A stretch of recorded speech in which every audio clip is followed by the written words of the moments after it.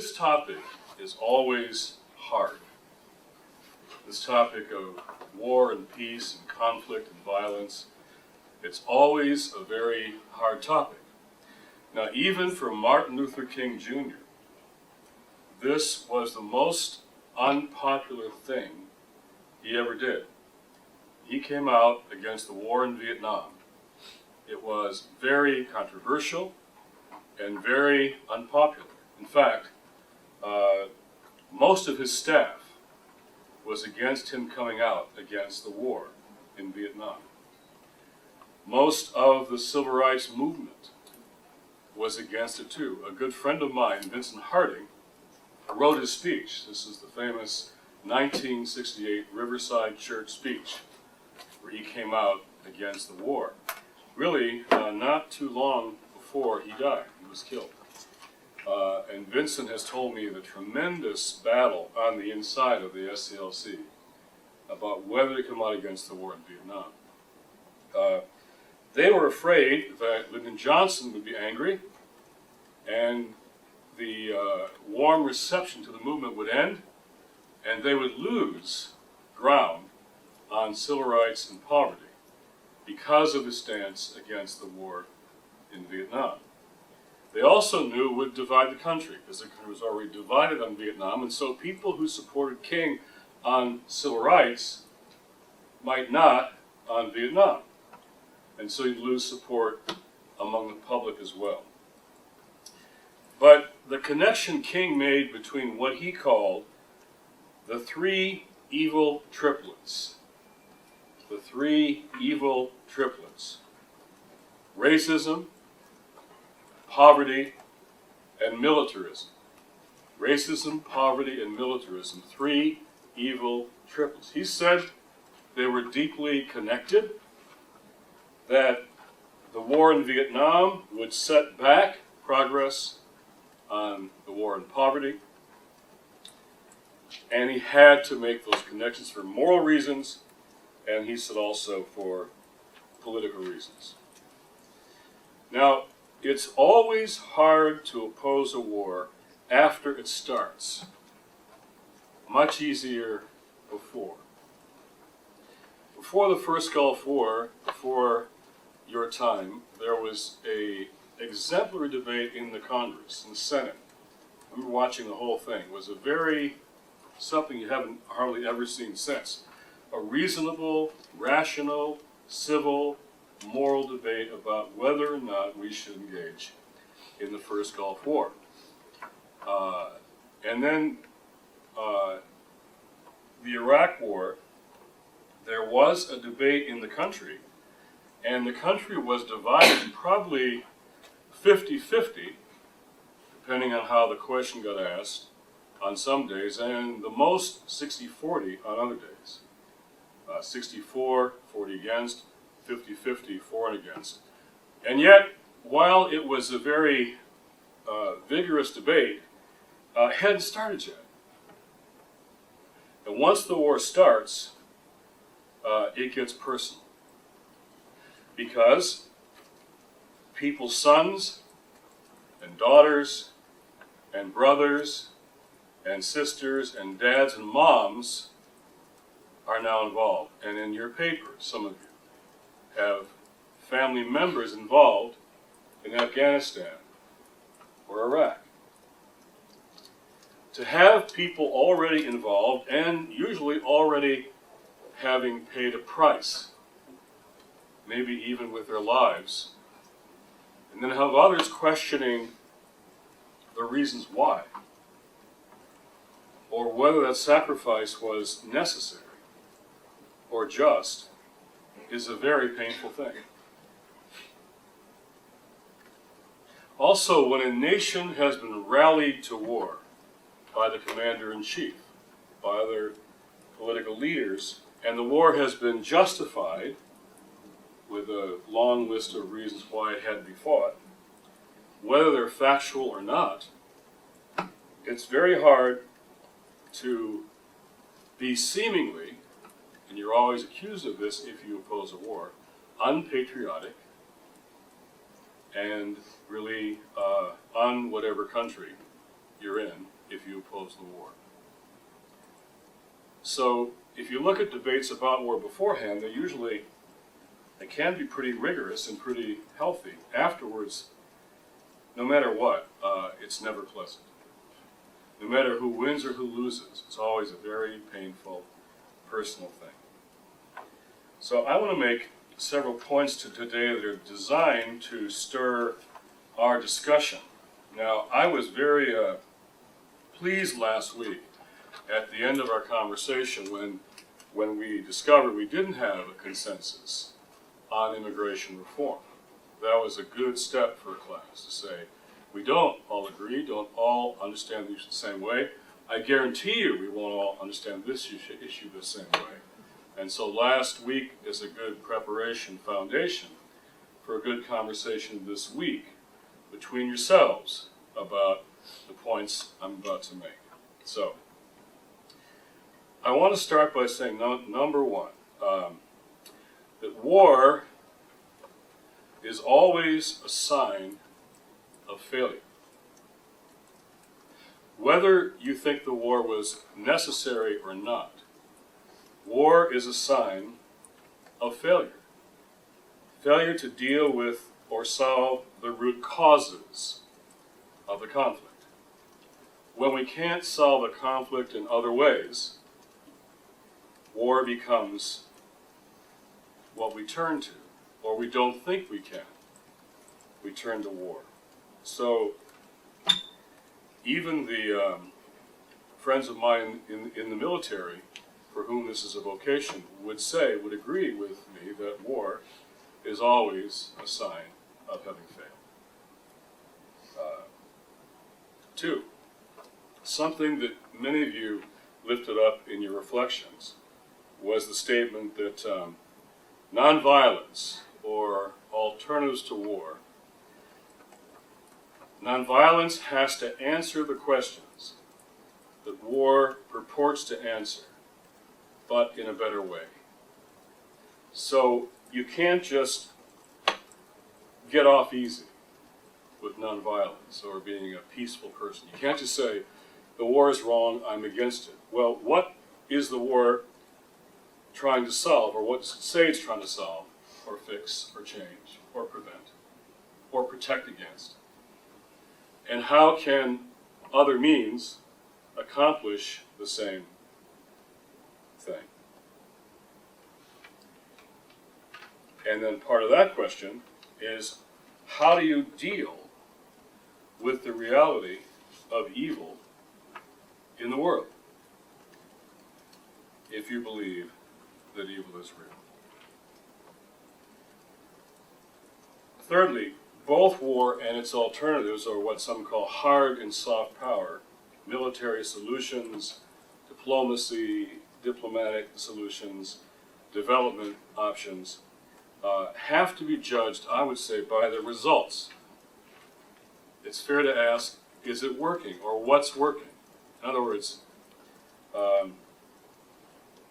the metrics are important. You can't say, as some would say, war is the realistic solution, the stronger solution, the more effective solution, and nonviolence is weaker and more ineffective and much softer. Maybe yes, maybe no. Is the war and the war strategy accomplishing the metrics, or is it not? Or do alternatives accomplish the same goals or similar goals, or are they not? In other words, since 9/11, have two wars that have become wars of occupation in Iraq and Afghanistan succeeded. Have they worked? Are they working? Are they likely to work if we stay at them long enough? I think one sort of succinct and kind of maybe a harsh way of putting it, but a fair way, is in the wars in Iraq and Afghanistan, have we killed more terrorists than we have recruited? Have we killed more terrorists then those wars and their prosecution have recruited. Or you might say, are we safer now than before we embarked on those wars? So war and its nonviolent alternatives have to be accountable to metrics. So, number 4, and I can get away with this more easily at Georgetown than Harvard, where I've taught this course before, because of your mission and mission statement. Everybody at Georgetown isn't a person of faith, I understand that, and that's a good thing. But for people of faith, for people that are people of faith, issues of war and peace must ultimately be answered more theologically than politically. More theologically than politically. What does our faith traditions say about this war or its proposition? Not just what the president says or a member of Congress says. Can we fight this war as people of faith? Is this a just war by those criteria, or is it not? So in the debate about the Iraq War, I remember once I was debating a friend on CNN, and he said, we as Southern Baptists support President Bush. I said, well, that's fine for how you might vote in the fall, but that's irrelevant to the war in Iraq. Is this, or is this not, a just war by the criteria that have historically been used? So, think about those four points, because I want to discuss them in our conversation time. War is always a sign of failure. Nonviolence has to answer the questions that war tries to answer, but in a better way. Both war and its alternatives have to be judged by the results. And finally, for people of faith, the question must be answered theologically and not just politically. Now, some of you also raised in your reflections the next point that I want to make, which is causes. Conflict has causes. And to resolve the conflict without dealing with the causes is generally difficult. To resolve a conflict with just force without ever dealing with the conflict's causes, really long term, probably isn't going to resolve the situations. Like in most neighborhoods I've lived in for a long time, they've been low income, very poor neighborhoods, full of violence and full of crime. Now, if you have enough money, you can put enough cops on the street, on every corner, to stop the violence. You can. If you have enough cops, and they're visible enough, you can completely almost end crime in poor, violent neighborhoods. The moment the cops are gone, the violence and crime begins again. So, force of arms by itself can have a temporary impact on violence, but not long term. So, in the issue of the so-called war on terrorism, I'd like you to think about things like this. When our entire economic system is dependent on the energy derived from fossil fuels, and those lie mostly under the ground in countries where the regimes are, everybody would admit, utterly corrupt. In Saudi Arabia, in the Gulf states. The last time Tom Blanchard just came in to say hi and asked me if I was going to the meeting that we're supposed to go to in Dubai in a couple of weeks. I actually can't because I'm teaching you. But I've been to that meeting before in Dubai, and Dubai made me sick to my stomach. Dubai is institutionalized slavery. The way people are hired and the way they work, they have to turn in their passports, and they can't get them back unless the government gives them back. Tremendous sexual economic slavery. And yet it is utterly gorgeous. It is affluent, off the edge of the world. It is 12-star hotels. It is glittering, shining. There are people whose job it is just to invite you to take the elevator up to your room. They stand there all day and just help you get on the elevator. There are young and beautiful hotel personnel who take you into your room and basically tell you that anything you'd like is available to you, probably even now. It was the most disgusting place I've ever been. And yet it is completely wealthy and successful, but underneath there is a root corruption, regimes where royal families take all the money for themselves, and the people live in poverty, and they use Palestinians and Filipinos and all kind of folks to do their labor. In the Middle East, a head of state, somebody whose name that you would know, once told me that 70% of our global conflicts, he believes, are derived from the unresolved Israeli-Palestinian conflict in the Middle East. That was Tony Blair, who is now Middle East envoy. And he would say that until we resolve that conflict, which is injustice on all sides, in my view, we won't find peace other places. You take those structural injustices in the Middle East and you add to them the reaction of Islamic fundamentalism, which is a growing force and movement in Islam.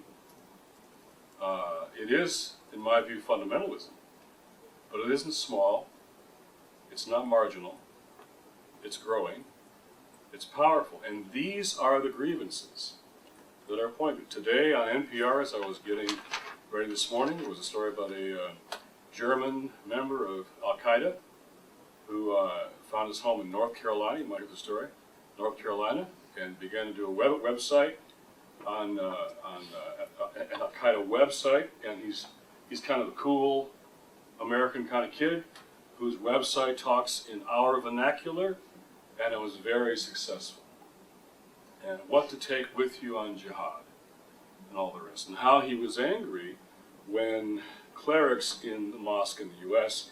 didn't talk about the war in Iraq, or the war in Afghanistan, or the plight of the Palestinians. He was angry because those grievances are what fuel his Islamic fundamentalism. Now, did we, because of U.S. policy, did we deserve 9/11, as some on the left have suggested? I find that an utterly offensive comment and analysis.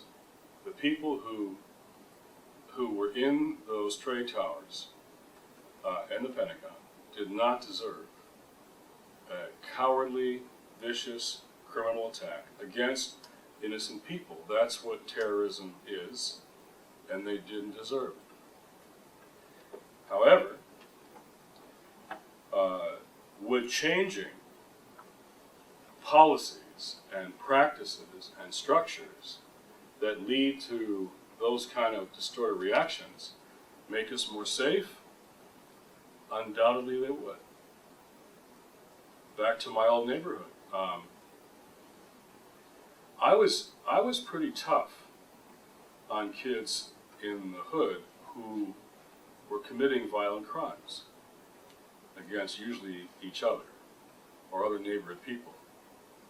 In fact, I had friends in Boston who, black pastors, who really took on a strategy instead of the police. There was a kind of an incident that the Boston Cops would round up all the young black kids, all the boys, and they take them down and beat them up. No charges, just beat them up, and put them out back in the street, which made everything angrier and worse. And the pastor said, "You're just sweeping up all the kids," and they didn't all do this thing.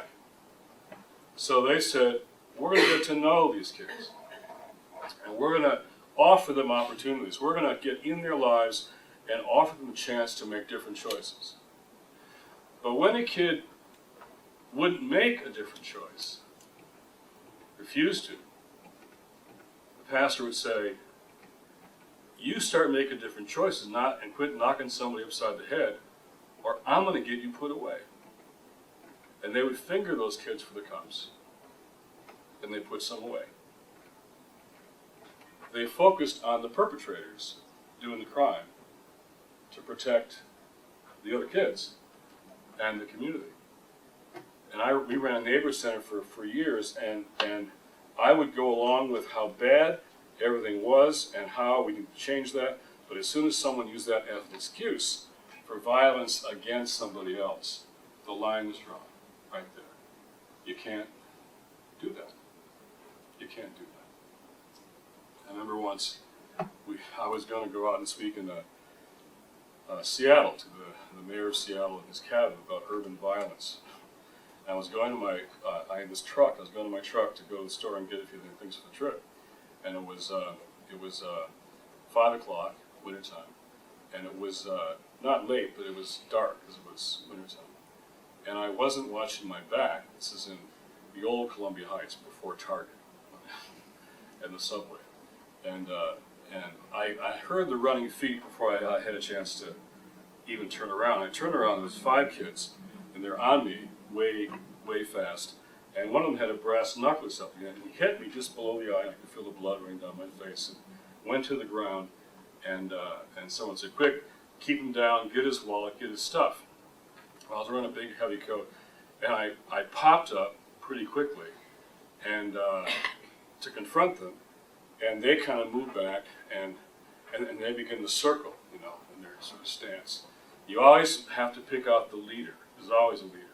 You pick out the leader, and you make eye contact with him, and you start to talk to him. And so one of the kids, they were like 13, 14. One kid was like, I don't know, 10, and he was doing these karate kicks, and he really kind of very sincere, but not ill effective. Took it away. Ha ha ha! So I just stood there with these kids, and I just scolded them. I said, "Who do you guys think you are?" I didn't know them. They were from outside the neighborhood. "You can't do this to people here. You should be ashamed of yourselves, behaving this way. Shame on you." And they said, they dropped their arms. I said, "You want to beat up a pastor and take his money? Is that your fun for tonight? Come on, guys, take your best shot with it. Let's see what you got. Come on." I was younger. And they just turned and ran down the street. And my little karate kid kicker looked back and said, Pastor, say a blessing for me, Pastor. Say a blessing for me, Pastor." And so, on the one hand, I work with those kids all the time, and I'm very sympathetic. When they started doing that stuff, the line got drawn. And I feel that way about terrorism. I have absolutely no toleration for terrorists. And one of the most powerful statements after 9/11 was a group of Palestinian leaders who made this powerful statement against the vicious violence of 9/11 against innocent people, as Palestinians who disagree with the U.S. policy on Israel-Palestine. So, but is it smart to never deal with root causes? Ever. To just, you can't, there aren't enough cops in my neighborhood to keep what happened to me from happening to lots of people. There just aren't enough cops. So finally, you got to deal with those kids. You got to find a way to deal with their lives and how they can change their lives. Gordon Brown, former Prime Minister in the UK, he didn't make as a Prime Minister, but he was really good on these things, I thought. He said you have to do 4 essential things in the battle against terrorism. This is in one of the readings, but I want to emphasize it. We must do all we can with counterinsurgency strategies to expose and isolate murderous extremists who practice terrorist violence. The kid that's hitting the kid upside the head, you've got to stop him. You've got to isolate the perpetrators. He says, I agree. We should back the moderates who are championing reform. So Faisal Ruaf in the mosque in New York, he's being vilified right now, but he's one of those moderate champions. We must address real, justifiable grievances most urgently, acting to put the Middle East roadmap back on track. The truth is that Tony Blair supported George Bush in the war in Iraq, partly because Bush promised him a Middle East roadmap to peace. In the private conversations, Bush said, if you support me in the war in Iraq, I will put into place a roadmap for Middle East peace. He didn't do it, but that's what the promise was made to Blair at that. And fourth, it's the power of argument, debate, and dialogue that will win the cultural fight against extremism. The other person I want to underline here is my friend Tim Cross. Tim Cross, I was speaking in England at a big church gathering, a summer festival thing for Christians, and every day I was taking a prophet, Amos, Isaiah, Jeremiah, and on the day I did Micah, Prophet Micah, I talked about, this is the famous text outside the UN. They'll beat their swords into ploughshares, their spears into pruning hooks. Then it says, and everyone shall live under their own vine and their own fig tree, and none shall make them afraid. It's saying, in effect, if you want to beat your swords in the plowshares, your spears in the pruning hooks, you want to end violence and conflict and war, that won't happen until everyone has their own vine, their own fig tree, meaning their own, that's a metaphor for their own way to sustain themselves, their own place in the economy, some place that is their patch, their little patch, their little cottage industry, their little business, their little job. And then it says, none can make them afraid. What's that? Because, as Thomas Merton once said, the root of war is fear. So you need sustenance, and you need not to be afraid if you're going to see swords beat into plowshares.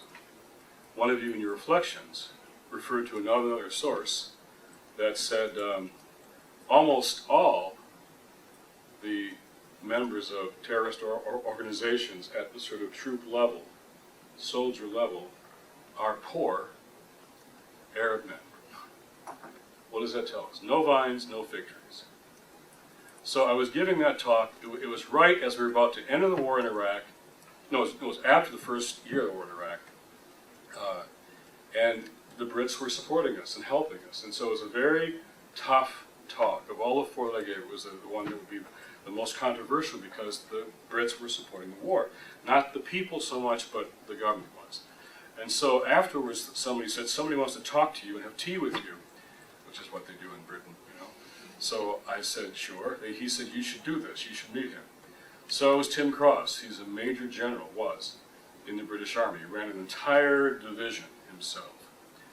And he sat down with me and he said, I heard what you said this morning about Micah. I'm a major general. I command a whole division. And I've been with Rumsfeld. I've been with Bush. I've been with all of your leaders at the table with them. And I want to tell you that Micah is right and Rumsfeld is wrong. As a general, he said, until we follow Micah's advice about creating vines and fig trees and sustenance, we're never going to beat our swords into plowshares and their spears. So he and I became friends, and people's image of Sojourners, of course, is anti-war and pacifist and all the rest. So he used to come to my office here in D.C. wearing his full military fatigues and scare the heck out of all my staff.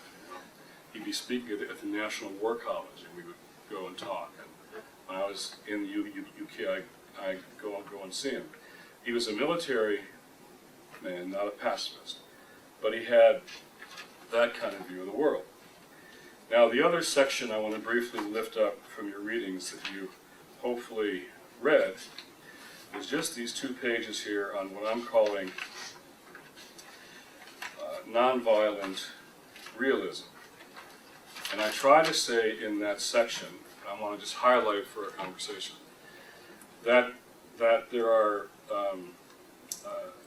2 sort of positions that I think have limitations. One is traditional pacifism, which I think often refuses to recognize the reality of evil in the world, and can sometimes stand above that evil and refuse to respond to things like terrorism and genocide, Darfur, and I think that's not morally acceptable.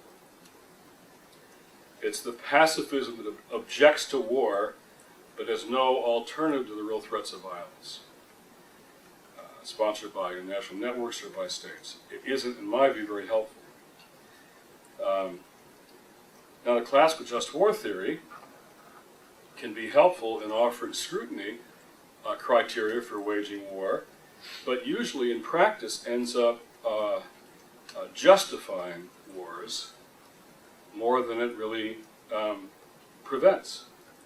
So it's generally used to justify war already going on, often by a selective use of the categories. I still am waiting to see a deliberative political body try to debate just war theory and decide not to fight a war after all. But that was the intention of those. Augustine, others who put it forward. So when it comes to the problem of evil, we're torn between 2 inadequate alternatives. One is liberal pacifism, which can underestimate the realities of evil in the world, in my view, and suggests that violence comes only from misunderstanding and miscommunication. Now, I think those are serious problems, but I don't think this would have been solved in Iraq by just understanding Saddam's bad childhood or letting him know what we really thought and having a better conversation over a cup of tea. I once went to Baghdad with a number of church leaders to try and prevent the first Gulf War, try and talk him out of it. And we had Jimmy Carter waiting in the wings back home to go to the press and say, he's withdrawn from Kuwait at the urging of our faith leaders because he wouldn't talk to George Bush.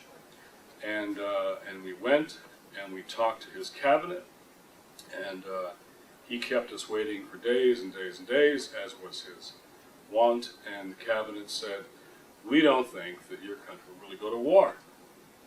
And we said, you are foolishly underestimating the capacity and the willingness to go to war on our side, and if he doesn't withdraw from Kuwait, you're going to have the kids in Baghdad bombed.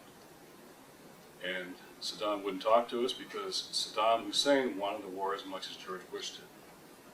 And so communication falters, and liberal pacifism says it should always win. Some of the threats in our world can be explained by those things, but some of the rest come from deliberate and determined evil. Now, the other response, which I call conservative combat, makes 2 mistakes. One, it recognizes the reality of evil,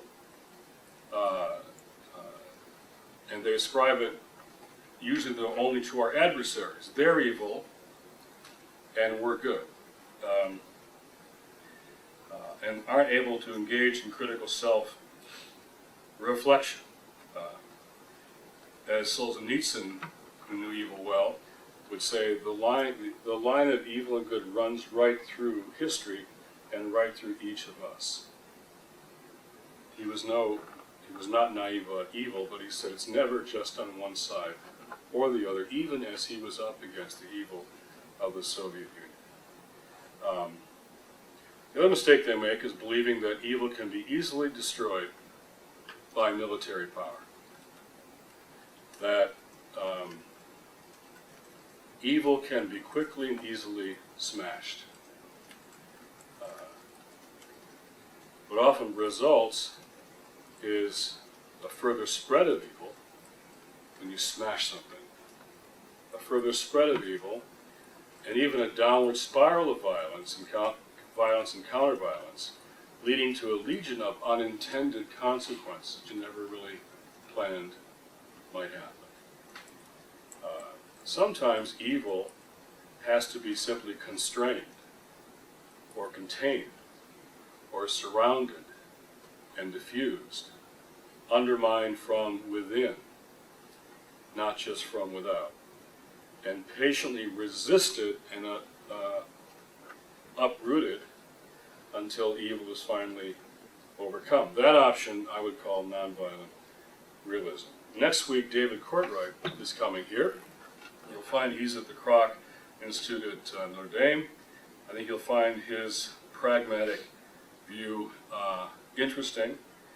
And David says that the presumption is always against the use of force in favor of settling differences without violence, but reality dictates that some uses of force may be necessary at times to assure justice and prevent the greater violence that often results when aggression is unconstrained. So we'll take up that with David next week. I want to close with a story.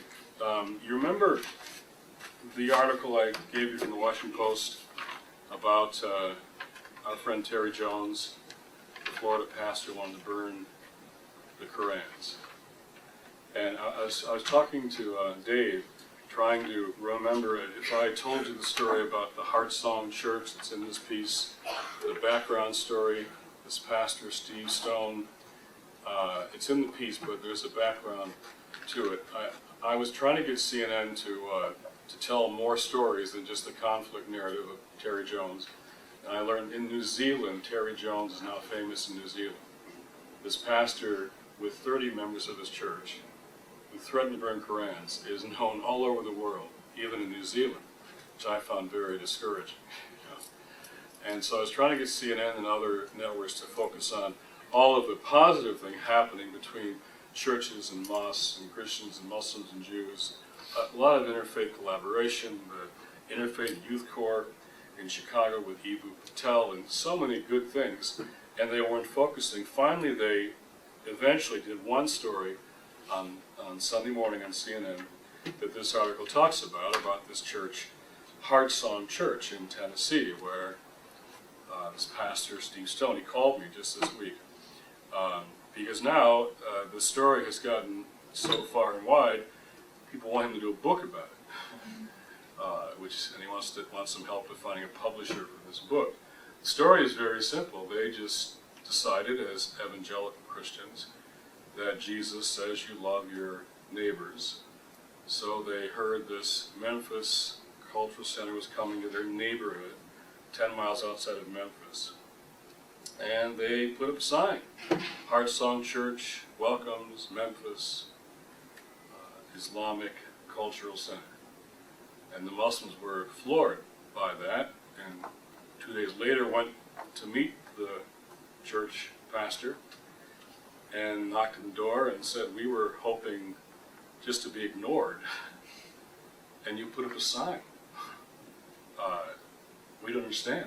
Why are you doing this? And this guy, Steve Stone, just said, well, Jesus says we should love our neighbors, and so you're our new neighbors, so welcome to the neighborhood. And all of a sudden, leaders began to meet leaders and talk, and Steve told me, he says, I knew nothing about Islam ever before, so I thought I learned some things. And then the kids began to play together as kids do. Then they began to minister to homeless people together and tutor kids together. And then this year, this is a year and a half ago, this year, the Muslim leaders went to Steve and said, our building isn't done yet, and we've got Ramadan coming up. A very special time for us in the Muslim world. And I'm sure a year ago, Steve would have said, what's Ramadan? This time he knew. And could we use your church for the first 2 nights of our Ramadan prayers? Asked the Muslims. Christians said, sure. And they had people to welcome their neighbors every night. Come on in. There's the bathrooms. Here's the coffee. Is coffee okay? And they became friends. And CNN reported the story on their Sunday morning show. And they had Steve Stone, and the Islamic leader on the show talking about what they learned and how they had come to respect and to love each other. And they used that language. So I had never met Steve Stone, but I watched this on CNN. So I called him before writing this piece for the Post because I wanted to put his story in the article. And was happy to hear he was a Sojourner subscriber. That made me feel good. But then he said, can I tell you a story? I said, sure. He said, 3 days ago we got a call from Pakistan, from Kashmir. Now, if you know Pakistan, this is the country we are most worried about in the U.S. foreign policy. Not Afghanistan, but Pakistan. Al-Qaeda's here. This country has nuclear weapons.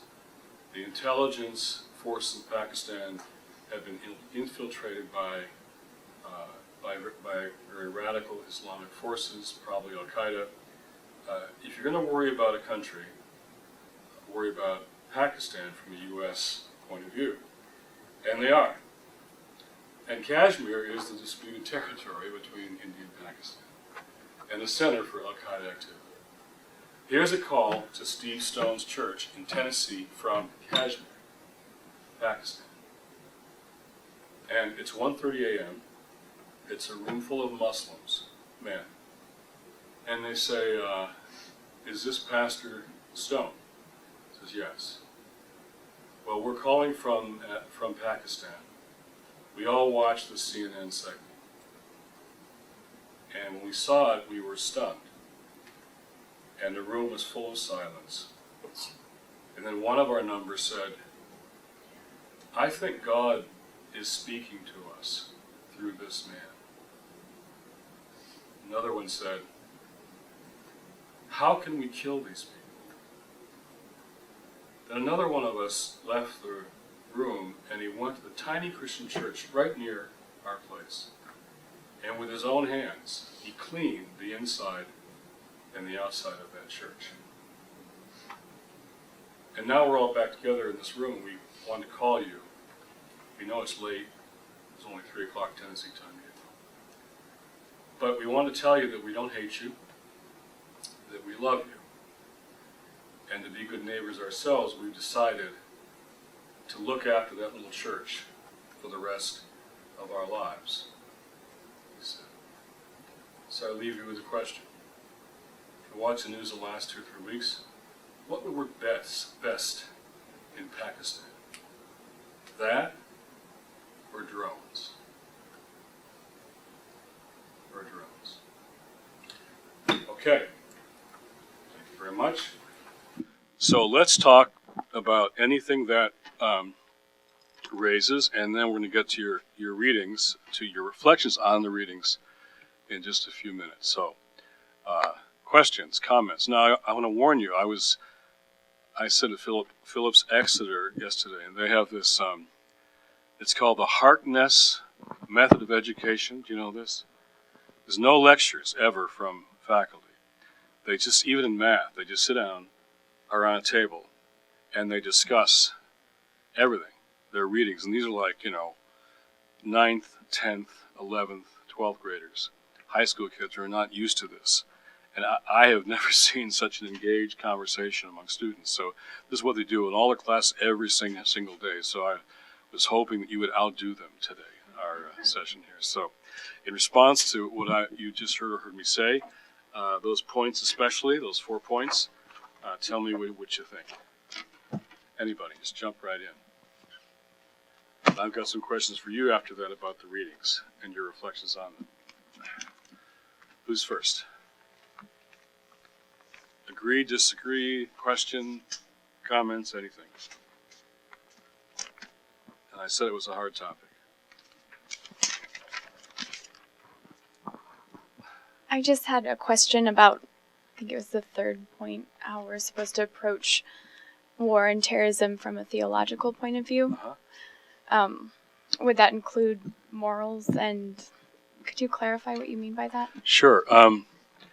A couple of you commented in your papers or in your reflections on just war tradition, just war theory, which is in the Catholic tradition, and we won't go into all that here, but there are criteria that the use of force has to meet in order to be justified, and it's things like it must be a war of last resort. Everything else must have been tried first.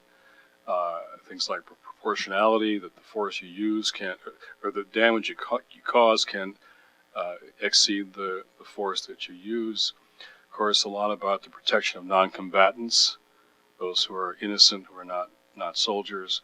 So all these criteria, a just cause, the purpose and cause of this must be a just cause. So all these criteria can be applied to any prospective use of force. And the Catholic bishops applied those criteria to the war in Iraq, as did the Pope, and decided that Iraq could not be a just war. So this was a problem for the Bush administration, because even the Pope, now it didn't get covered in our papers, what the bishops say about abortion is always the main story. But the bishops also have spoken out against the war in Iraq, against the death penalty, against capital punishment, and that doesn't get much attention in the Washington Post. So I'm saying that you've got to, if you're a person of faith, there's only two sort of, there's three historic Christian positions on war from the Christian side. One is pacifism and the nonviolence of Jesus. The first 3 centuries of the church, nobody fought.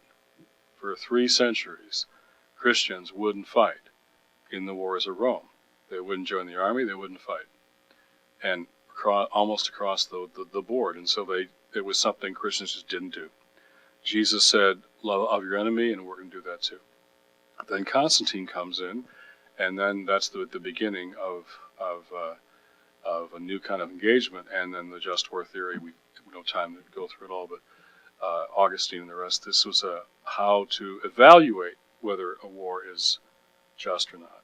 The third, of course, is the crusade notion in the churches, which hopefully we don't subscribe to anymore.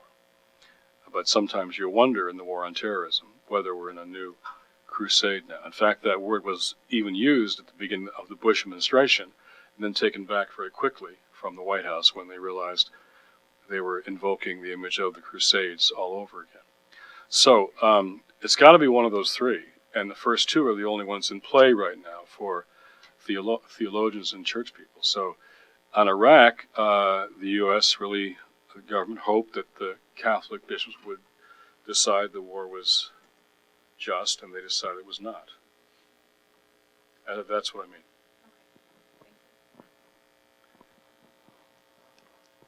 Who else?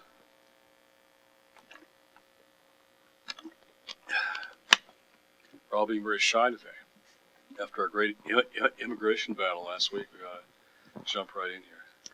That last question you left us with, whether the story on CNN is more effective or the drones are more effective, do you think that the really hardcore extremist terrorists are going to just see the error in their ways, or does it in fact take drones for these just the ones who are really, just extreme? Good question. What I suspect happens in that room full of Muslim men is they're having other conversations, and somebody says, "Did you hear about that drone attack?" And they'll say, "Yeah, down the road. They took out Muhammad, but we all know he was a jerk anyway. But they also killed 3 families, and we're really mad about that." Now, I'm just making that up. I'm saying, but there are people, the hardcore extremists are indeed a problem. And I've lived in neighborhoods with hardcore extremists. You've got to isolate them. You've got to deal with them. You've got to try and persuade them. You've got to offer them other alternatives. But sometimes you just have to remove them from the scene, one way or the other. But if your policy is to round up all the kids when a crime is committed and beat them all up, you end up having more problems. So there's a similarity there. How do you isolate the terrorist networks, terrorists during the time? If you remember the Oslo Accords in the Middle East, there was a time when from Oslo there was a peace process, and a time that it looked like we might be getting to a Middle East peace. During that time, Hamas had a very difficult time recruiting operatives and terrorists. They couldn't find people to snap on suicide bombing vests. Now they have no trouble at all. There's waiting lines, applications like Teach for America. It's easy to find people to strap on bombs. So the issue, you're right. There are people. I once tried to have a rational conversation with Mr. Ahmadinejad from Iran. I didn't think it'd go very far, and I was right. But if we attack Iran, I'm just telling you, we will unify people behind Ahmadinejad. There are democratic forces in Iran that hate him as much as the U.S. government does. But if you attack Iran, like we may be doing, we will strengthen his hand enormously. And he knows that. Every time he comes to New York, he'll be as abrasive and ugly as he possibly can just to make us angry. Because in our response to him is his power base. So here's the thing. You've got in a violent neighborhood, let's go back to my experience with, I've done a lot of gang truce work. And terrorist organizations are like gangs. In fact, some of you even said, you made a parallel between terrorist organizations and gangs, a sense of belonging, a sense of fitting in, a sense of having a group. There is some of that. But you don't treat every poor black male in the neighborhood like they're a gang leader. And that's what law enforcement has done for a long time. Doesn't work. But you do have to sometimes single out, marginalize, and deal with the hardcore people. The question is, when 3,000 people died on 9/11, it wasn't long after we began the war in Afghanistan that we had taken the lives of more than 3,000 innocent people in Afghanistan because of what happened to us on 9/11. Every time that happens, it turns more people toward the movements that want to do to us again what happened on 9/11. So you lose the moral high ground when there are too many civilian casualties. So the question is, how do you find a strategy that really doesn't naively think that just a rational conversation with Dilla Omar or somebody will make a difference, because it won't. So it's how to be smart and moral at the same time. Please.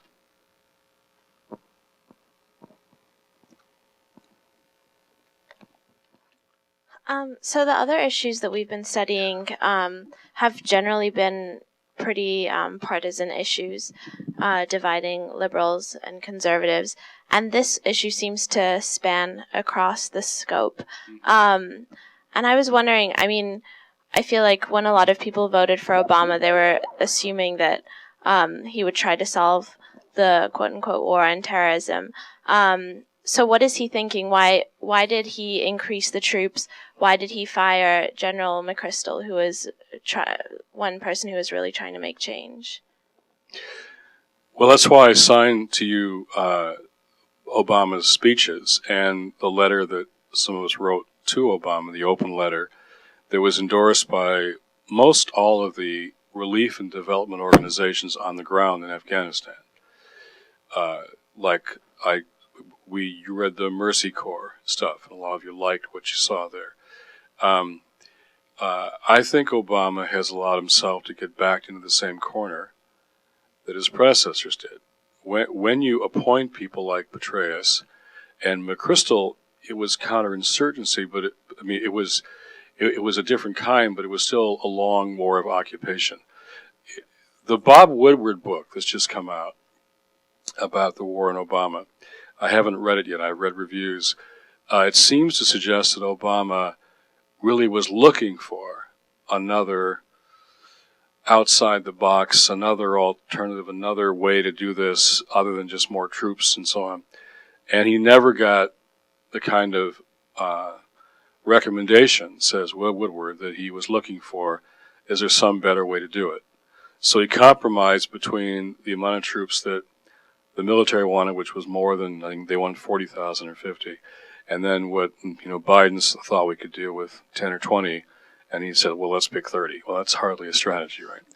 So now he's got a problem because he said that we're going to begin to wind down the operation by July. Mike Gerson, who was here a few weeks ago, has a column in today's Post. Mike and I disagree on this. It's fine, we're friends. Grasping at little signs of hope in Afghanistan, and at the end he says, Obama has got to not do this. He's got to not take the troops out.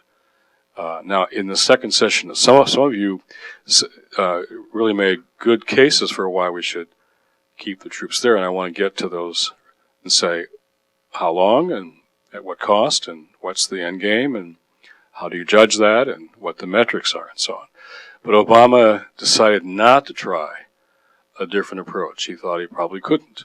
Let's go a little deeper here. Democrats tend to be afraid to challenge military habit and logic for fear they'll be thought soft or unpatriotic. And if you're the first black president, you're going to be even more nervous about that, in my view. I think Obama felt like he'd never been in the military. Bill Clinton was never in the military, so he tended to not want to challenge him very much.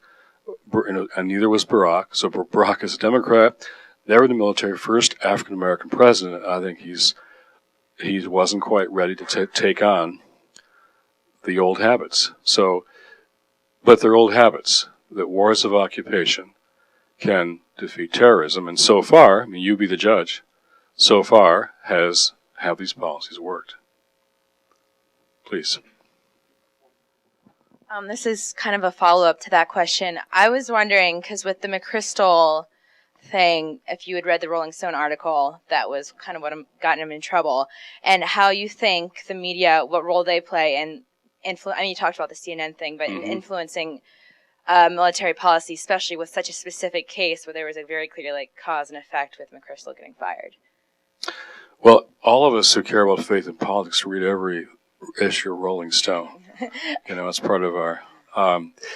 The issues there were more insubordination and disrespect and not having discipline within his own ranks. I think that's what rankled the White House more than a policy dispute. I think Obama really didn't necessarily want to fire him, but he felt like he would look kind of soft as a commander-in-chief if this challenge and disrespectful challenge to him wasn't met with putting the military general in place. It felt to me more of that kind of issue than a strategic conflict. Well, one thing that was kind of underlying the article, and I don't know how apparent this was, I was just following a lot of the back and forth response to it from among different journalists, is the author of it kind of made this like illusion that McChrystal's method of this like winning the hearts and mind, which you brought up, was costing troops lives, and troops were getting really frustrated that they felt like they were they're being put in danger to, at the price of, saving civilian lives. And of course, a lot of responses I read to that article said, no, this isn't like a new strategy. This has been a strategy that's been around as long as the Roman Empire. But I think that was just one of the issues that was kind of brought up, maybe not explicitly with the article, but this idea of what's more important, troop safety or, sacrificing troop safety to help win the hearts and minds of civilians. Mm-hmm. It's a good question. Since you raised the Roman Empire, let's take that down the road a bit. I don't want to be accused of saying the United States is just like the Romans, but the Romans were the leading superpower it was the empire of the day. If there's an empire today, it's an American empire. It's economically, culturally, militarily, there's no rival to us.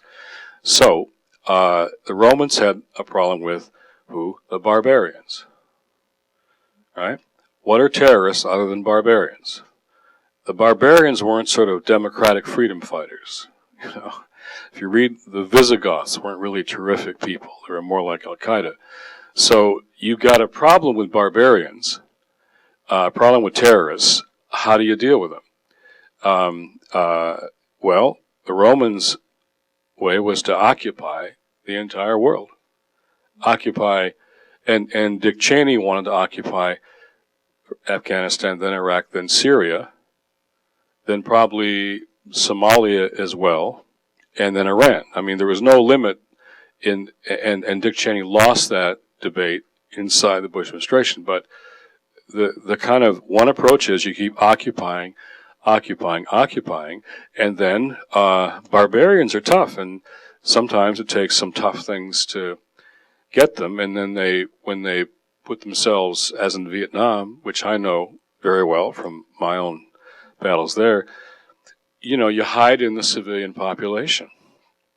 And the only way to take out the Viet Cong is we had to destroy the village in order to save it, was the phrase that will forever remain in my mind. And all the civilians, millions of Vietnamese, were killed, and we still couldn't do it. So now we have Afghanistan. The British failed to do this. The Soviets failed to do this. And now we're doing it. Now, a friend of mine who's a soccer dad, same team as my young son, just came back from Afghanistan, State Department, and had been there a long time. He said, every administration thinks that they're the ones that are smart enough to figure this out. The older ones got it wrong, and they're the ones who will now figure it out. So the question is, okay, what are the metrics? Is it working? What are the results? How long, what will it take? At what cost?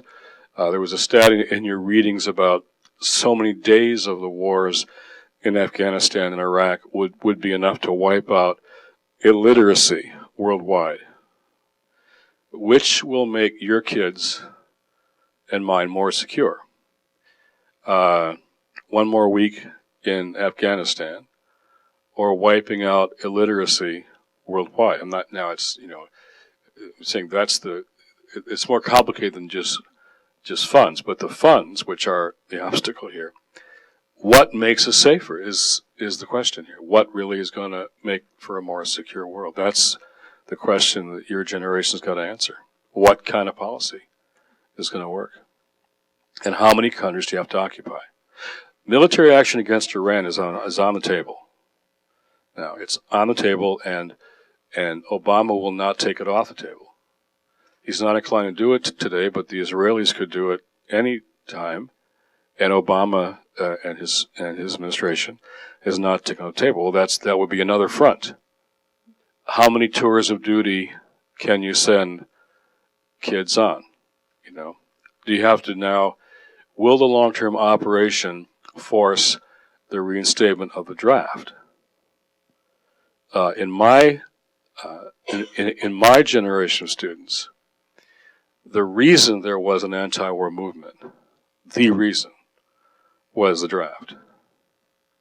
As long as kids that are never going to come to Georgetown, or where I went, Michigan State, are fighting the wars and the tours and the ones dying, there won't be a strong anti-war movement. But once you start putting the children of upper middle class kids into battle, you have an anti-war movement on your hands, and they know that.